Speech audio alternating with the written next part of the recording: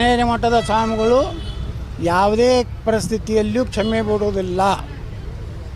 ಒಂದಿಲ್ಲ ಒಂದು ದಿವಸ ನಾವು ನ್ಯಾಯಾಲಯದಾಗ ಗೆದ್ದು ಬಿಜಾಪುರ ಜಿಲ್ಲೆಯಲ್ಲಿ ಭವ್ಯ ಮೆರವಣಿಗೆ ಅಂತ ಕರ್ಕೊಂಡು ಬರ್ತೀವಿ.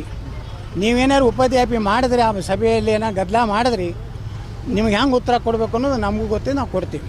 ನೀವು ಸುಮ್ಮ ಮುಖ ಮತ್ತು ತಿಕ್ಕ ಎರಡು ಮುಚ್ಕೊಂಡು ಸುಮ್ಮಿರ್ಬೇಕಾಗ್ತದೆ. ಲಿಂಗಾಯತ ಮುಸ್ಲಿಮ್ ಒಂದತ್ತೇಳಿ ಅವ ಯಾರು ನಮ್ಮ ಶಾನ್ ಯಾವ ಯಾವುದೋ ಸ್ವಾಮಿ ಒಬ್ಬ ಹೇಳ್ತಾನ, ಅಲ್ಲಿದ್ದ ಒಬ್ಬ ಇನ್ನೊಬ್ಬ ಅದಾನ ನಿಜಗುಣ ಅನ್ನೊಂದು ಒಬ್ಬವ, ಇನ್ನೊಬ್ಬ ಅಲ್ಲಿ ಒಬ್ಬ ಅದಾನ. ಇಲ್ಲ ಇಲ್ಲಿ ಎಲ್ಲ ದಿಂಗಾಲೇಶ್ವರ ಅಲ್ರಿ, ದಿಂಗಾಲೇಶ್ವರ ಜ್ಞಾನೋದಯ ಆಗಿದೆ ಈಗ. ಜ್ಞಾನೇಶ್ವರ ಶಾನೇ ಹಳ್ಳಿ. ಇಸ್ಲಾಂ ಮತ್ತು ಲಿಂಗಾಯತ ಸಮಾನ ಅಂದ್ರೆ ಗೊತ್ತಿರ್ತಾರೇನು ಲಿಂಗಾಯತರು? ಇಂಥ ಸ್ವಾಮಿಗಳು ನಕಲಿ ಸ್ವಾಮಿಗಳು ಕ್ಯಾಮಿ ಹಾಕ್ಕೊಂಡಾರ. ಮೊದಲು ಅದು ಕ್ಯಾಮಿ ತೆಗಿಬೇಕು.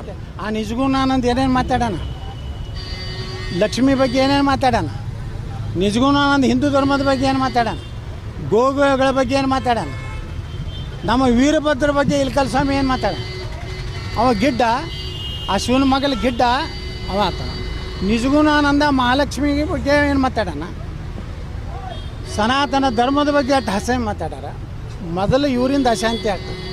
ಮೊದಲು ಇವ್ರನ್ನ ಒಳಗೆ ಹಾಕ್ಬೇಕು.